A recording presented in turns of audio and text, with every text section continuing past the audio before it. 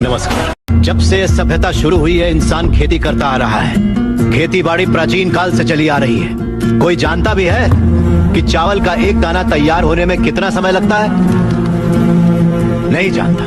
120 दिन 120 दिन तक जब एक किसान का पसीना उस धान के खेत की मिट्टी में बूंद बूंद मिलता है, तब जाकर अन्न पैदा होता है। और ये भी बता दूं कि हमारे देश में खाना बर्बाद नहीं किया जाता।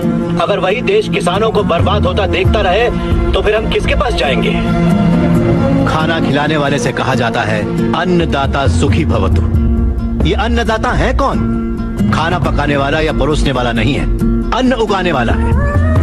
और ये खेती जैसा उपहार ईश्वर ने हमें दिया है। सेल फोन के बिना हम जिंदा रह सकते हैं, टीवी और एसी के बिना भी हम लोग जिंदा रह सकते हैं। जो टीवी और एसी बनाते हैं वो करोड़ोंपति हैं, लेकिन अन्न उगाने वाला वो गरीब किसान इतनी कड़ी मेहनत और धूप में पसीना बहाने के बाद दिन ब दिन गरीब होता जा रहा है। फैक्ट्रीज लगाना गलत नहीं है, बिल्कुल सही है, लेकिन खेतों को बर्बाद करके फैक्ट्रीज लगाना गलत है।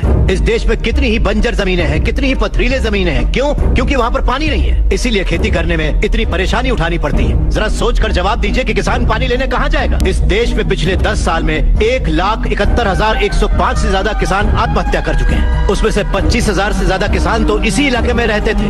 हर आधे घंटे में एक किसान आत्महत्या कर रहा है, ये जानते हैं क्या आप? लेकिन सच्चाई यही है, जहाँ मौत इतनी सस्ती है वो देश कभी आगे नहीं बढ़ेगा सर।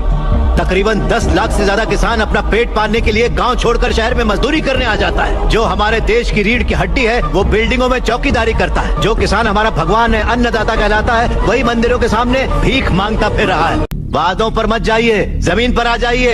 एक कॉर्पोरेट में काम करने वाला हजारों करोड़ का उधार लेकर विदेश भाग गया और वहाँ बैठकर विदेशी शराब पी रहा है। सिर्फ 5 या 10 हजार उधार लेने वाला किसान जहर पीकर अपनी जमीन पर जान दे रहा है।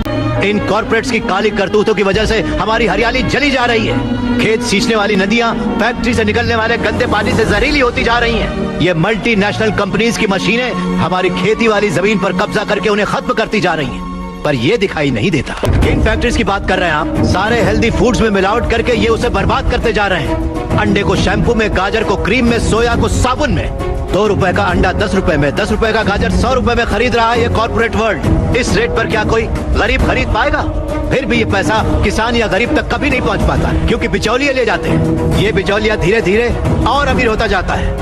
अन्न पैदा करने वाला किसान गरीब से गरीब होता जाता है। पौष्टिक खाना न मिल पाने की वजह से गरीब बच्चे, गरीब बूढ़े बीमारी से मर रहे हैं सर। नौकरी कैसी भी हो हमारी बेहतरी के लिए होनी चाहिए, लेकिन हम उन फैक्ट्रियों के गुलाम बनकर अपनी जिंदगियां खराब कर रहे हैं। याद रखिए, खेती भी एक उद्योग है और किसान उद्योगी है, उसे अगर हमारे गांव की समस्याओं को आप लोगों ने नजरअंदाज किया तो एक न एक दिन हर गांव हमारे गांव जैसा ही बन जाएगा। समझ जाइए आप लोग।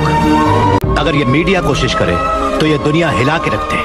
वो ताकत है आप में। लोगों के दर्द को आपको बताने के लिए आपको परेशान किया, उसके लिए माफी चाहिए।